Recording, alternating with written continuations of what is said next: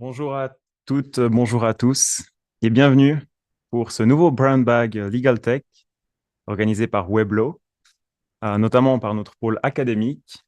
Quelques mots sur Weblo, très brièvement. Nous avons effectivement un pôle académique pour organiser des formations continues, des webinaires comme celui-ci, comme la série Brown Bag, et notamment un pôle technologique. Nous éditons et intégrons des logiciels, toujours destinés aux avocats juristes, et finalement notre pôle édition très connu notamment avec la newsletter, la revue du droit universel et d'autres revues spécialisées. Je m'appelle Joey Montagny, je m'occupe des activités de Weblo en Romandie.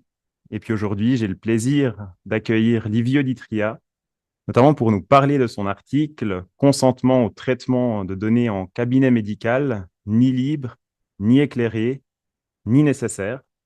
Donc, c'est un article qui est paru dans l'édition Newsletter du 23 septembre 2024, qui a été coécrit avec son collègue Frédéric Erard.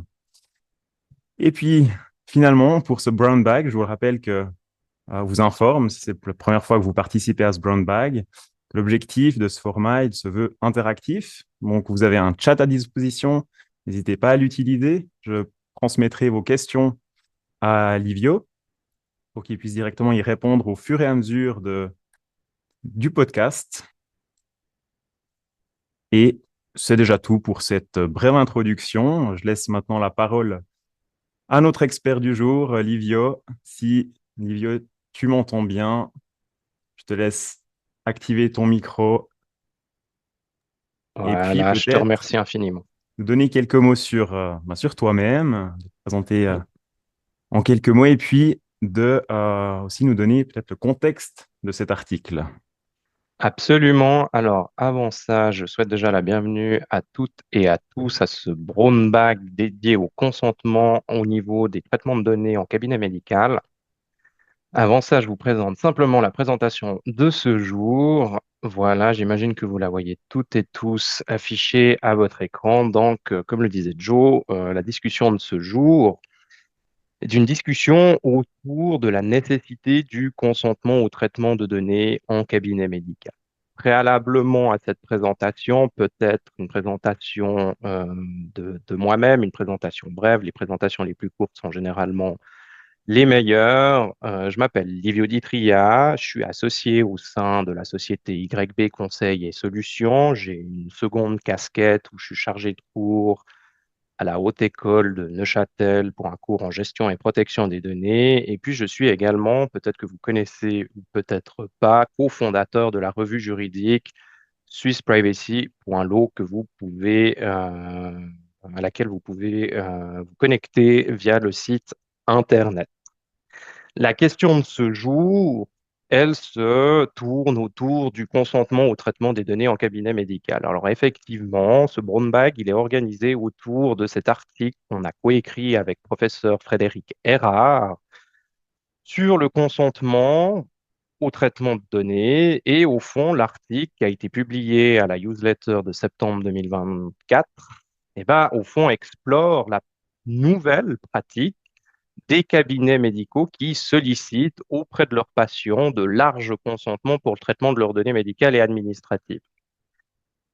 Forcément, quand on écrit un article scientifique, les idées, finalement, elles viennent quand on est confronté à la pratique. Et l'origine de l'article, c'est finalement on a toutes et tous peut-être été dans notre cabinet médical depuis la révision de la nouvelle loi fédérale sur la protection des données et on s'est toutes et tous vus, remis en tout cas, un formulaire de consentement. Formulaire de consentement, vous avez peut-être 2 minutes ou 3 minutes pour le lire. On ne comprend pas forcément toujours grand-chose dans le cadre de ce formulaire. On vous indique qui est le cabinet médical, qui est votre médecin traitant, mais on vous indique aussi d'autres choses dans le cadre de ce formulaire, des choses de type, bah voilà, vos données peuvent être transmises au prestataire engagé par le professionnel de la santé, donc le cabinet médical chez qui vous allez.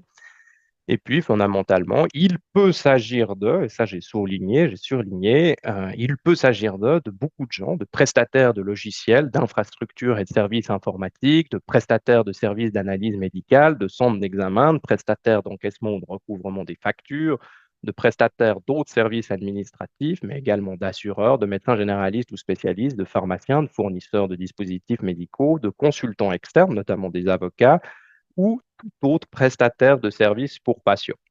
Alors, franchement, quand on travaille dans le domaine de la protection des données et quand on se voit remettre un tel formulaire, on a quand même un point d'interrogation qui illumine devant nous parce qu'on se dit, waouh, ça fait quand même beaucoup de gens qui peuvent potentiellement accéder à certaines de nos données personnelles, notamment des données personnelles qui bénéficient d'une certaine protection renforcée.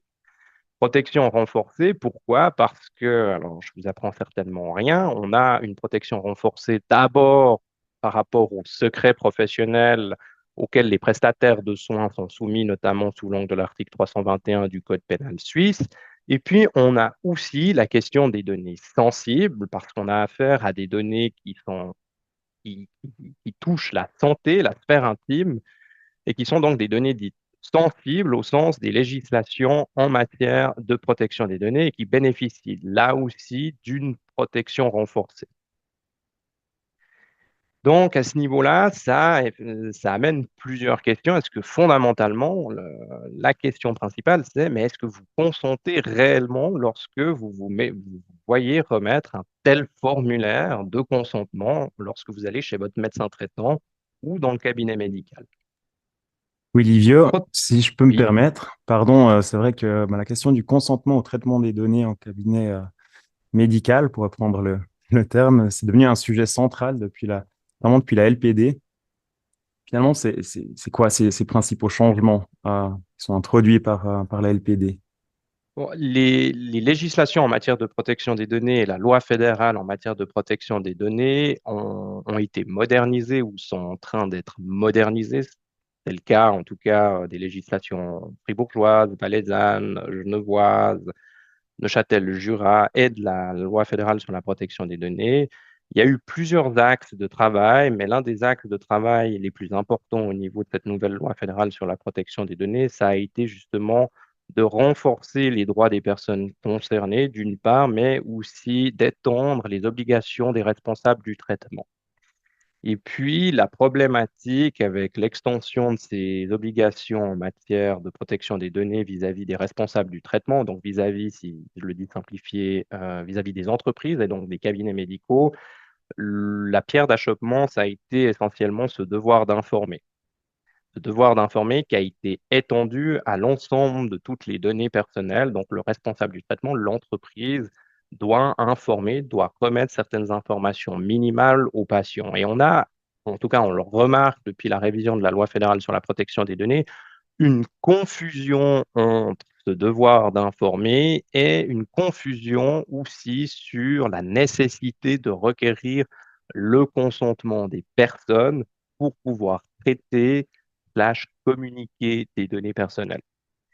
Et c'est là l'origine de l'article et c'est là aussi l'origine de la problématique et on y viendra dans le cadre de ce brown bag parce qu'il y a une vraie confusion sur l'utilité du consentement dans ce cas précis. Je ne sais pas si ça répond à ta question, Joël. Oui, j'en aurai d'autres, mais je vais te Pas de laisser continuer souci. et puis te poser au fur et à mesure. Je te remercie. Donc, comme je le disais, les données de santé font l'objet d'une protection légale renforcée.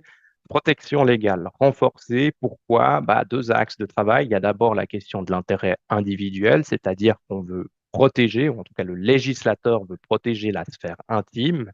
Et puis, on a cette question aussi de la santé individuelle. C'est éminemment important que tout le monde ne connaisse pas notre état de santé. On n'a pas envie de le révéler. Il y a aussi des questions d'intérêt public, hein, cette nécessité du public d'avoir confiance envers les professions de soins, et puis finalement l'intérêt public propre aussi de lutter contre le recours à des méthodes de soins non contrôlées par la population.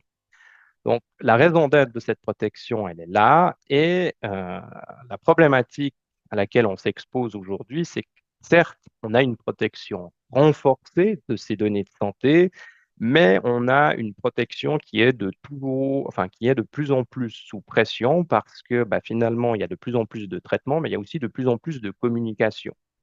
Et là, la pression, elle vient de six axes. Elle vient d'abord de la politique qui ouvre de plus en plus de dérogations légales par rapport à ces données de santé. Il y a aussi la question de l'exercice de la médecine.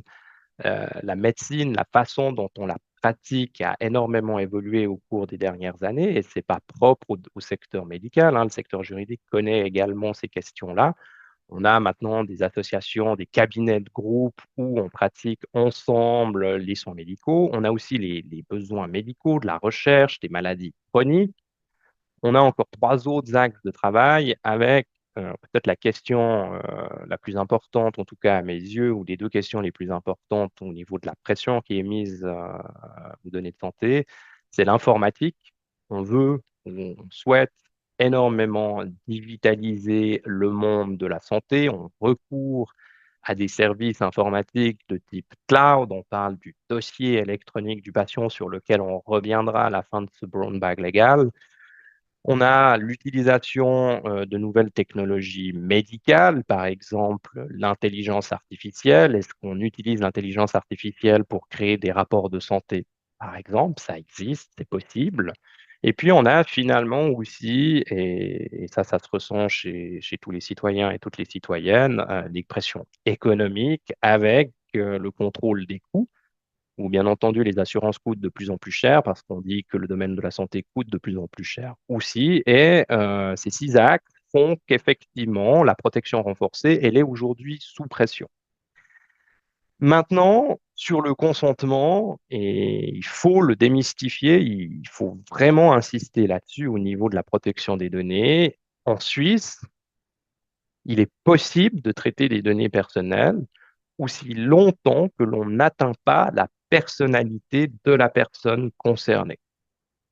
On atteint à la personnalité des personnes, notamment lorsque l'on viole l'un des principes de la protection des données.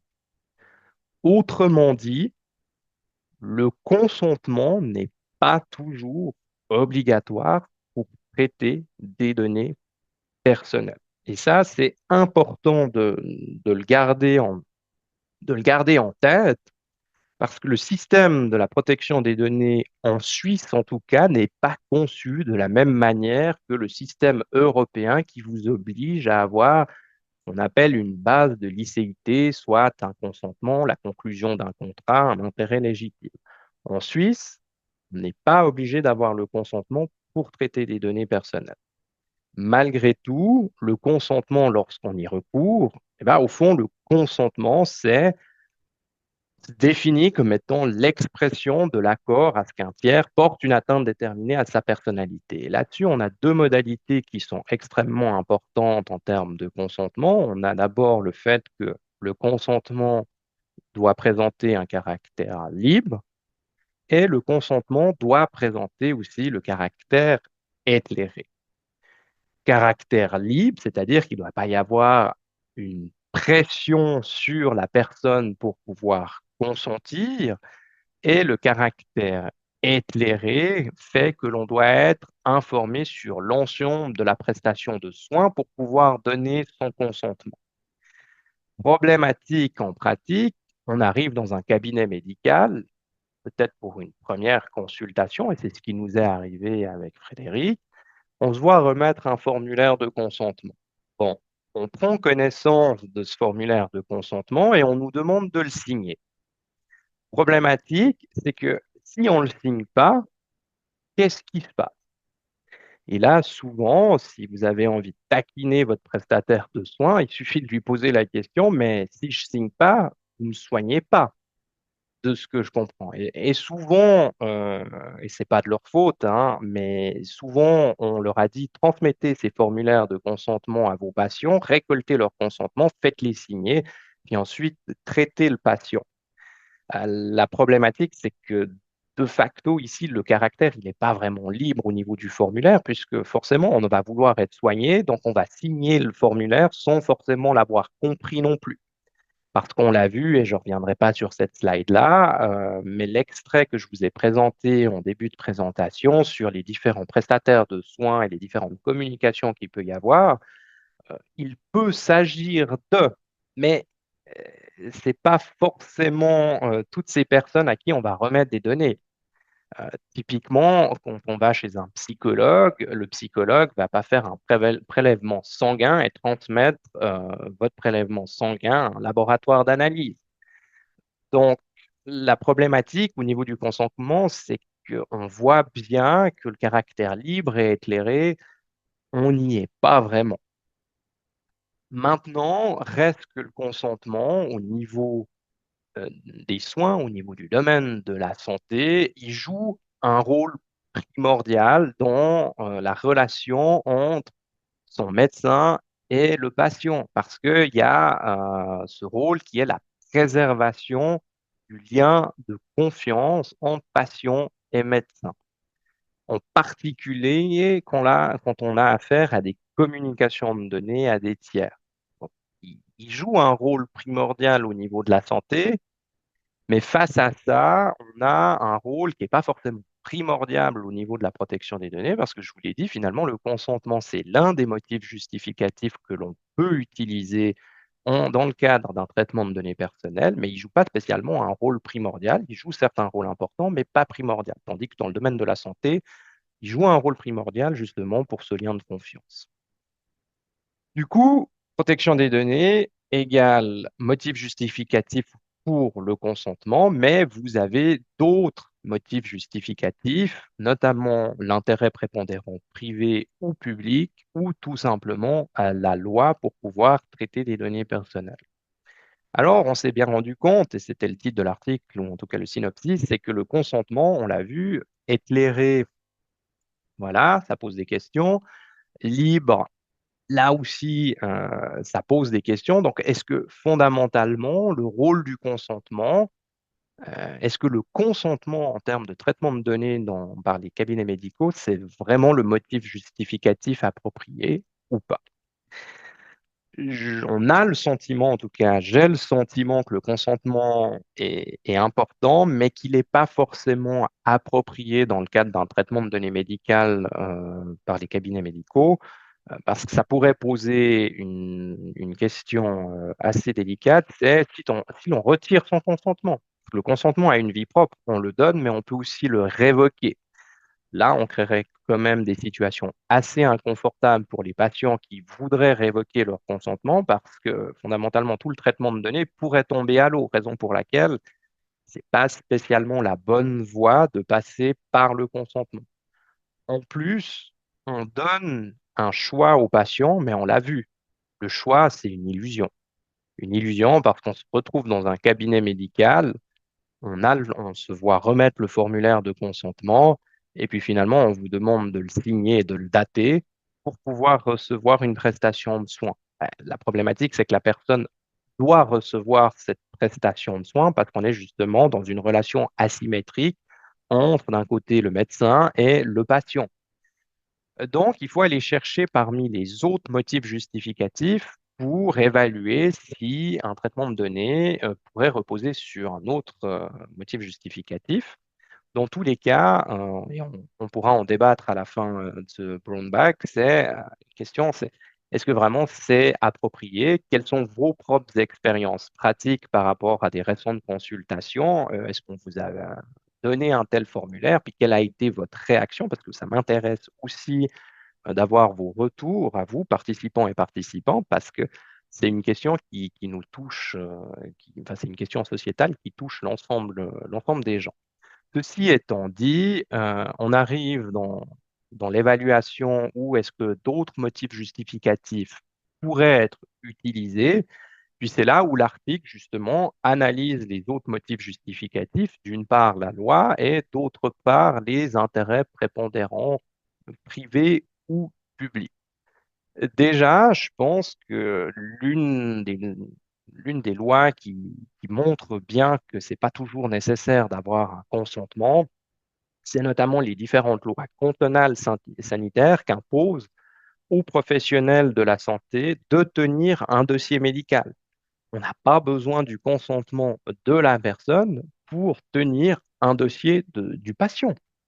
Et là, je vous ai mis justement un extrait de la loi sur la santé genevoise. Et vous avez d'autres exemples au niveau valaisan ou au niveau vaudois, hein, pas de souci à ce niveau-là. Et on voit bien que le législateur genevois a prévu finalement plusieurs articles sur la tenue du dossier du patient, mais aussi sur son contenu, sur la question de son informatisation ou encore sur la question de la consultation du dossier par le patient. C'est un exemple parmi tant d'autres et on cite d'autres exemples dans le cadre de notre article de loi qui peuvent justifier un traitement de données. On pensera aussi pendant les années Covid où on avait des tests et autres. On avait des lois, certes des lois d'urgence, mais il y avait des lois qui permettaient justement le traitement de données dans le cadre médical. Donc on voit bien, déjà là, par rapport à ce motif justificatif qui est la loi, on n'a pas forcément besoin du consentement des patients à ce niveau-là. Autre motif justificatif, bah, c'est l'intérêt privé prépondérant. Et là, vous avez déjà au niveau de la loi fédérale sur la protection des données une liste non exhaustive d'intérêts que le législateur a estimé comme étant prépondérants. Et on retrouve justement à l'article 31, alinéa 2, lettre A de la loi fédérale sur la protection des données, ce motif justificatif qui est le traitement en relation directe avec la conclusion ou l'exécution d'un contrat. Forcément, quand je vais chez mon prestataire de soins, il y a une relation contractuelle qui va naître de par cette consultation. Et là-dessus, on tombe justement dans cet intérêt privé prépondérant qui est la conclusion ou l'exécution d'un contrat.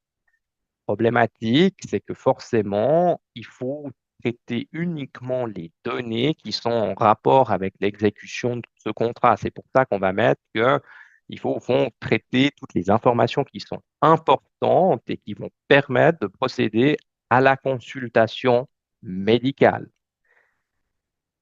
Là, c'est le problème de l'intérêt privé prépondérant parce que forcément, quand on a des informations, des données qui sont nécessaires à la consultation, c'est OK d'utiliser ce motif justificatif. Par contre, on peut avoir des cas, et là, ça se pose comme question, quand on a des données qui ne sont pas forcément nécessaires à la conclusion du contrat, comme les informations relatives à la solvabilité du patient. Là, je vous ai mis des exemples qui sont personnels de sociétés, d'agences de renseignement économique qui évaluent la solvabilité des gens en Suisse, qui attribuent un score à ces personnes et qui, par le biais, par exemple, d'un jeu de couleurs, d'un feu de couleur rouge, jaune ou vert, vont vous dire, bah, Livio Di Tria est une personne solvable, on a calculé sa solvabilité. C'est clair qu'un cabinet médical pourrait avoir besoin de cette information, s'assurer que si le patient souhaite payer sur facture, il puisse payer ses factures. Mais et encore, on est quand même dans un système de soins qui rembourse certaines prestations médicales. Donc, lorsque le système de soins rembourse ces prestations médicales, il n'y a pas besoin d'avoir accès à la solvabilité du patient. Par contre, si effectivement ce ne sont pas des consultations qui sont couvertes par le système de santé, eh bien là, on pourrait avoir tendance à dire qu'effectivement, il faut avoir besoin de ces informations et que ça rentre justement dans l'intérêt privé prépondérant du cabinet médical d'avoir accès à ce genre d'informations. Donc, voilà, là, c'est la présentation du cadre, on le voit. En Suisse, pour rappel, le consentement n'est pas toujours nécessaire pour traiter des données personnelles. On a d'autres intérêts, d'autres motifs justificatifs. D'une part, la loi, notamment les lois sanitaires cantonales pour traiter des données personnelles. Il y a des cas de figure qui sont énoncés dans le cadre de l'article, dont justement le dossier du patient. On a l'autre axe de travail au niveau de la loi fédérale sur la protection des données avec ses intérêts privés prépondérants à aller chercher au niveau de la relation contractuelle entre le médecin et le patient. Et on s'est surtout dit avec Frédéric, ben bon, ok, le consentement joue un rôle important, mais ne doit pas toujours être utilisé au vu des autres motifs justificatifs. Maintenant, qu'est-ce que peut faire finalement un cabinet médical pour améliorer la situation? Eh ben, c'est justement travailler sur la transparence des informations à remettre aux patients sans finalement tomber dans l'amalgame du devoir d'informer égale consentement. Non, le devoir d'informer oblige l'entreprise, oblige le cabinet médical, oblige le responsable du traitement à informer les personnes concernées du traitement de données personnelles. Il n'oblige pas à collecter leur consentement. Et là, forcément, informer, comme pour toute entreprise, bah, ça implique un énorme travail parce qu'il va falloir concilier les intérêts de la personne, du responsable de traitement et de la collectivité.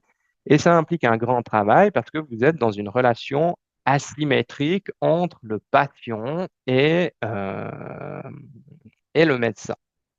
Alors, informer la personne concernée de manière adéquate, ça implique quoi? Ça implique bah, deux choses. C'est déjà d'adapter l'information en fonction du niveau de connaissance des patients.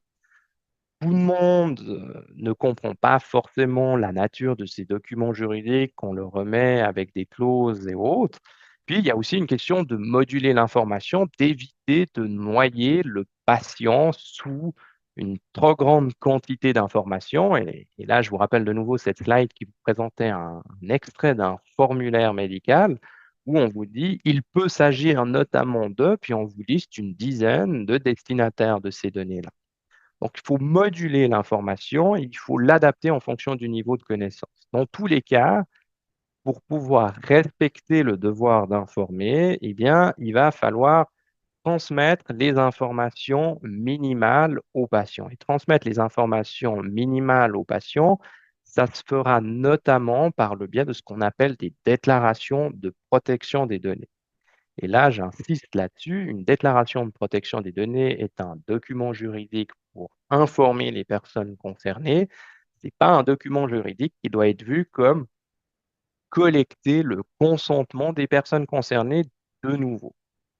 Il faut éviter de faire l'amalgame entre ces deux documents. Problématique, c'est qu'en pratique, et on ne peut pas en vouloir aux cabinets médicaux, mais peut-être plus au niveau de la fédération des médecins en Suisse, c'est d'éviter les documents génériques. Là, on a vu l'extrait du document que je vous ai présenté, ben, c'est finalement le modèle typique qui a été donné par la fédération aux médecins à utiliser en vue de l'entrée en vigueur de la nouvelle loi fédérale sur la protection des données. Donc, forcément, on a un document générique, mais un document doit toujours être adapté aux circonstances factuelles de son entreprise, du cabinet médical. Et ça, il faut bien le comprendre, il doit être adapté. Puis pour pouvoir être adapté, bah, il faut encore savoir ce qu'on fait en termes de traitement au sein de son cabinet médical.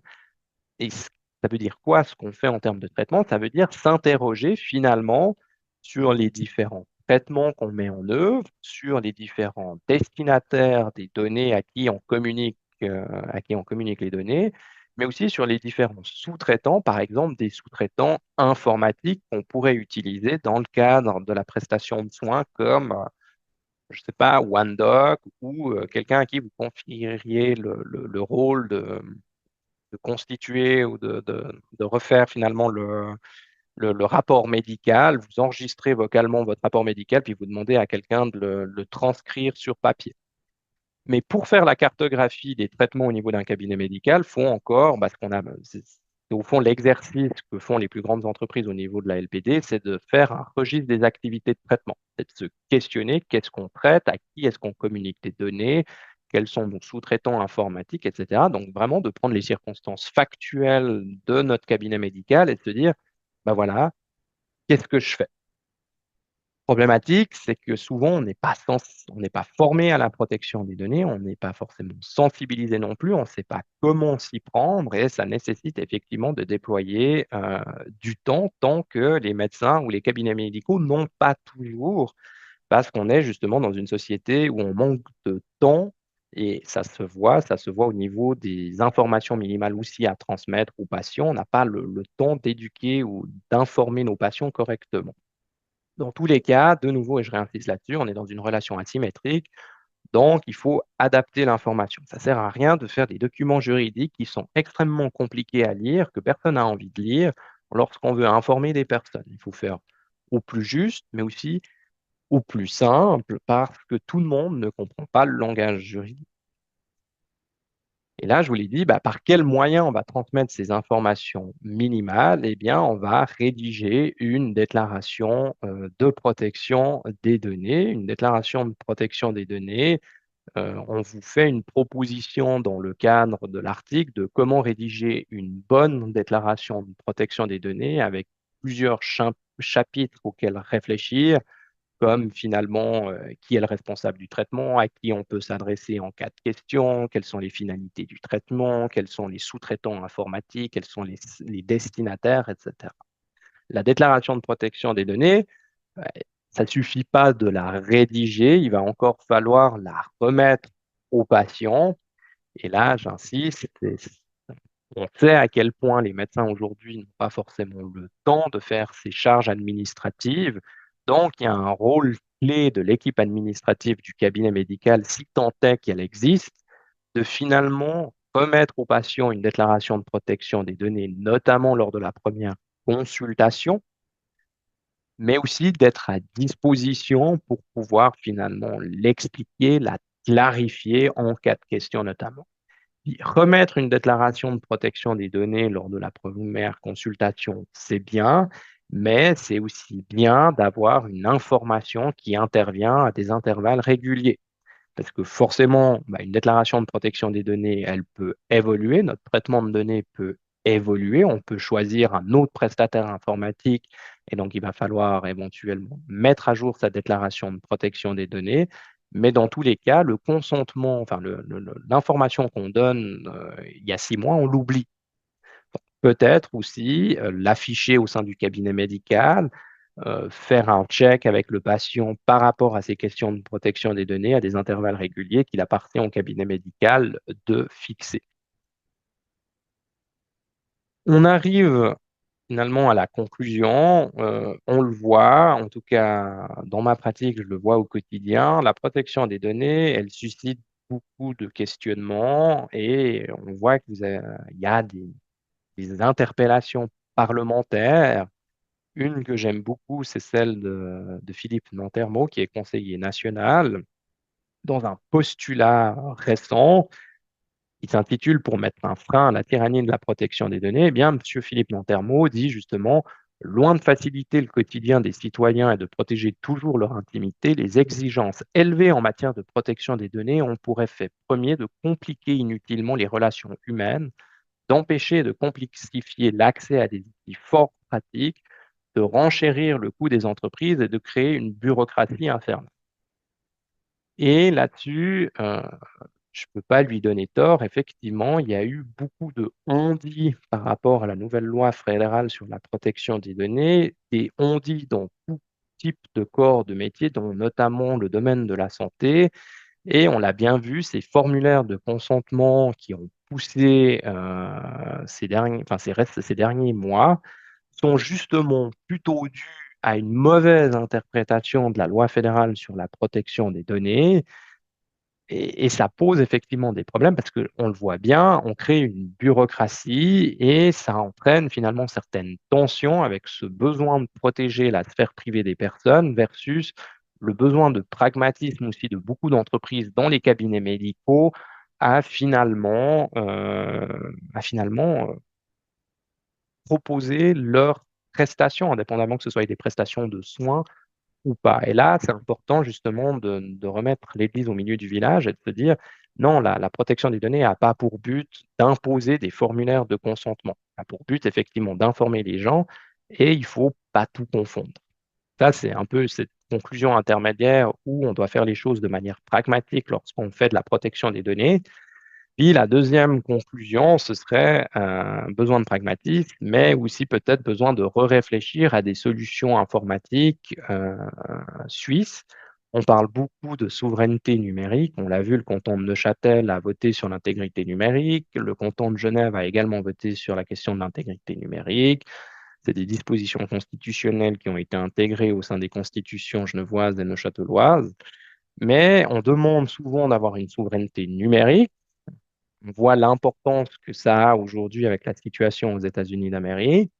Et puis finalement, on voit aussi la difficulté de proposer des finalement solutions informatiques dans certains cas, comme le dossier électronique du patient. On a appris lundi ou en fin de semaine dernière que la Poste se retirait du contrat avec Cara, qui est l'organisation, l'association pour proposer justement le dossier électronique du patient. Donc il y a tout un travail de réflexion à avoir entre justement protection des données et souveraineté numérique, ce qui m'amène justement à cette conclusion et je vous volontiers des questions par rapport à cette présentation. Merci beaucoup, Livio, pour tes explications. Si vous avez des questions, n'hésitez pas à les partager dans le chat, encore une fois, directement sur Zoom. Pour ma part, j'en ai quelques-unes. Peut-être par rapport, là, on a vu, Livio, tes conseils pratiques Mhm. pour répondre à tout cela. Finalement, si on reste dans la situation actuelle, on a quand même parlé brièvement, mais quels sont vraiment les risques d'utilisation abusive, comme c'est j'ai l'impression le cas actuellement, des formulaires de consentement? Le risque en matière pénale, il n'est pas forcément élevé puisque les dispositions pénales de la loi fédérale sur la protection des données sont assez simples. Je dirais plutôt que le risque, il est au niveau de ce besoin de pragmatisme. On ennuie aujourd'hui les gens avec des formulaires de consentement, on les met dans une position dérangeante parce que forcément on veut recevoir une prestation de soins, mais on leur demande leur consentement. Mais si on ne le donne pas, qu'est-ce qui se passe? C'est un peu de la poudre de perlimpinpin parce que moi j'ai posé la question à mon médecin traitant, il m'a dit mais je vais quand même vous soigner même si vous consentez pas. Je veux dire, on le voit bien, je dirais de manière pragmatique, de manière pratique, on crée une usine à gaz. Une usine à gaz qui nous amène justement sur des postulats de conseillers nationaux, type Philippe Nantermo, qui appelle justement la tyrannie de la protection des données parce qu'on a une mauvaise compréhension du cadre légal, du cadre juridique en Suisse. Et puis, on arrive gentiment à une tension par rapport aux gens où ils se disent, quand on a des discussions par rapport à la protection des données, c'est souvent, ah, mais ça nous enquiquine, vraiment. Mais non, la protection des données n'empêche pas de collecter des données, n'empêche pas de communiquer non plus des données. Il y a certaines obligations, certes, des obligations de transparence qui sont essentielles pour comprendre comment un traitement de données est formulé. Et je dirais que c'est surtout là, on complexifie aujourd'hui les choses et il faut les décomplexifier, il faut les découdre et puis mettre du pragmatisme justement dans ces solutions pour éviter de décourager notamment le citoyen, mais aussi éviter de décourager finalement, de manière générale, les entreprises au niveau du secteur privé, mais aussi les cabinets médicaux directement avec des surcharges administratives. Les personnes qui potentiellement refusent de consentir de signer ces formulaires, Ben, elles prennent le risque que leur médecin traitant ne les soigne pas. Mais en pratique, on, ça va jamais arriver, puisque de on- toute manière, justement, le consentement, c'est une solution, c'est un motif justificatif, mais il n'y a pas que ce motif justificatif, il y a aussi l'intérêt privé prépondérant, la relation contractuelle d'une part, mais aussi la loi. Donc, Mhm. on le voit bien que c'est simplement créer un système qui suscite plus de questionnements qu'autre chose. Puis on a une mesure du nombre de gens qui... Je n'arrive pas à me rendre compte. J'ai l'impression qu'on est une majorité, mais bon, c'est... Ah, je te retourne la question. Est-ce que tu as refusé lors de ta dernière visite médicale à consentir? Non, effectivement, c'est pour ça que Voilà. j'imagine, mais bon, ça c'est mon intuition, que beaucoup acceptent les yeux fermés. Il y a peut-être les experts de protection des données qui aiment bien taquiner à ce niveau-là, mais sinon, quand on est patient, déjà, on reçoit le document. C'est un document de généralement 2 pages, une feuille A4 recto verso. On ne le lit pas vraiment puisqu'on nous demande aimablement de le signer. Donc, en règle générale, éventuellement, on le passe en diagonale. On se dit, bon, bah, de toute façon, je dois le signer pour pouvoir être soigné. C'est pour ça que là aussi, c'est pas très pragmatique de remettre un tel formulaire dans le sens où de toute façon, la personne ne le lit pas, va pas en prendre connaissance, est pas totalement éclairée sur les informations puisque c'est assez brouillon. En règle générale, c'est des modèles génériques qui n'ont pas été adaptés. Et puis, libre, bah, de nouveau, ça rejoint cette conception de se dire, mais si je le signe pas, qu'est-ce qui se passe? Mais il faut déjà être conscient qu'on a cette possibilité de ne pas le signer. Ce qu'on ne dit Mhm. pas. On vous le remet simplement, puis on vous dit merci de le remplir et de le signer. Ouais. Est-ce que on aurait un risque de freiner l'innovation? Je discutais dernièrement avec un data scientifique Charles-Édouard Bardine, qui travaille Oui. notamment au CHUV, qui a besoin de cette donnée pour créer des outils qui sauvent des vies de manière euh, très, euh, très concrète. Si on change de modèle et puis qu'on trouve des entre-deux, est-ce qu'on risquerait pas justement de freiner l'innovation? Je ne sais pas si on freine l'innovation. On dit souvent que la protection des données peut ou est susceptible de freiner l'innovation, puis on le voit bien avec le postulat de Philippe Nantermo, que c'est bien cette idée de se dire on a tout complexifié pour rien, on empêche les choses, il y a des outils qu'on a envie d'utiliser, je pense à Microsoft 365 ou des solutions cloud, des solutions SaaS, etc. Mais il faut de nouveau avoir une posture pragmatique. Quand on fait de la recherche médicale, il y a des règles qui sont très spécifiques à respecter et on peut faire de la recherche médicale. C'est pas parce que la protection des données existe qu'on ne peut pas faire de recherche médicale. Par contre, on doit effectivement trouver des solutions, on doit réfléchir ensemble pour faire les choses de manière pragmatique et pour que ça roule aussi. Je pense pas et je ne vois pas la protection des données comme étant quelque chose qui va empêcher l'innovation. Par contre, effectivement, il faut faire attention à démystifier certains concepts, certaines choses pour justement éviter de tomber dans cette complexification, dans cet excès de zèle. Oui, ok. Je vois pas d'autres questions dans le chat. J'en ai pour ma part. Pas non plus. Je sais pas si tu as un point. Je, je peux rebondir sur deux choses, hein. Les conseils pratiques que j'ai traités ici sont plus développés dans le cadre de l'article, hein. Vous avez vraiment mis 6 conseils pratiques à suivre avec des exemples. Il faut vous en inspirer lorsque vous allez faire ce travail d'informer la personne. Article, et là je reviens en tout début de présentation, article qui est disponible sur la newsletter.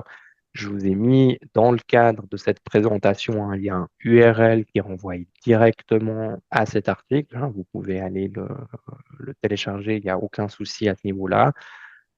Mes coordonnées sont affichées là, donc si des questions devaient arriver après la présentation, il ne faut pas hésiter à me contacter. C'est avec plaisir que j'en discute et que j'en débat.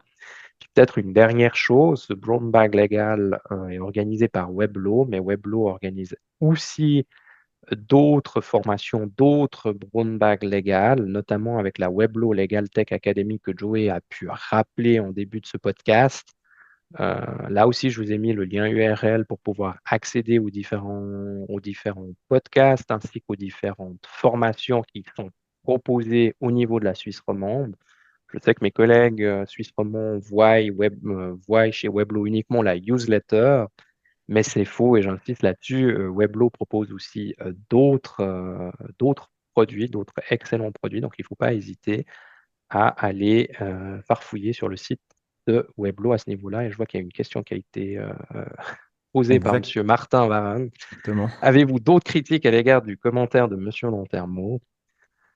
Je ne peux pas émettre d'autres critiques sur le postulat de Monsieur Nantermo parce que je vois bien la problématique à laquelle on s'expose en pratique. Souvent, la protection des données, c'est ce que je disais, on voit les gens comme des enquiquineurs, comme qui nous empêchent de tourner en rond, qui nous empêchent d'innover, qui complexifient tout. Je pense que c'est faux, c'est pas le cas. Par contre, il faut un besoin de pragmatisme quand on recherche des solutions. C'est clair. Mais de nouveau, ces solutions aujourd'hui se confrontent à une réelle volonté politique au niveau suisse, en tout cas, d'avoir une certaine souveraineté numérique. Je l'ai dit, hein, je l'ai rappelé, au niveau de la Constitution genevoise ou la Constitution neuchâteloise, qui intègre ces dispositions-là.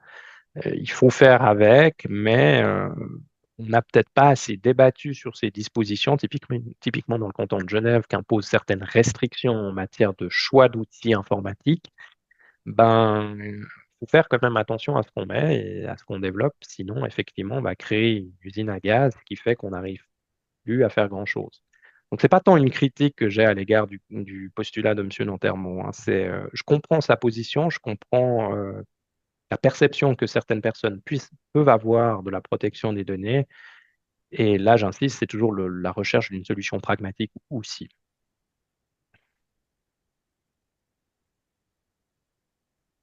Merci.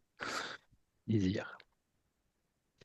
Oui, ça a répondu à la question. En tout cas, merci aussi du rappel hein, des activités de Weblo. C'est vrai que on a plusieurs casquettes, plusieurs rôles chez Weblo. Je le rappelle, la technologie, n'hésitez pas, on a des outils qui sont aussi gratuits, notamment notre moteur de recherche juridique, Low Search, search.weblo.ch, euh, voilà, qui intégrera très prochainement l'intelligence artificielle aussi.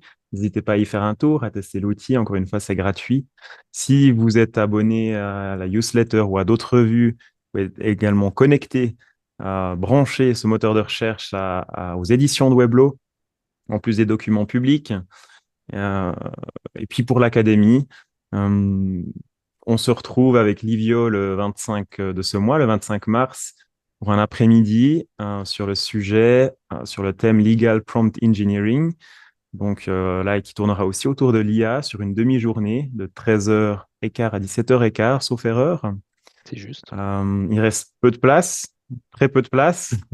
N'hésitez pas à y faire un tour si vous voulez y participer. Et puis, si vous arrivez trop tard, on aura certainement d'autres sessions. Donc, n'hésitez pas à nous suivre sur LinkedIn, les réseaux sociaux, de manière générale, et à visiter notre site internet pour découvrir cette suite d'outils. Magnifique. Merci, Livio. Merci pour ta Merci à toi de jouer. participation. Merci à vous, participants et participantes, d'avoir pris le temps de discuter autour de la protection des données et du traitement de données par les cabinets médicaux. Super, un bel après-midi à tout le monde et à Très bel bientôt. après-midi. Merci. Au revoir.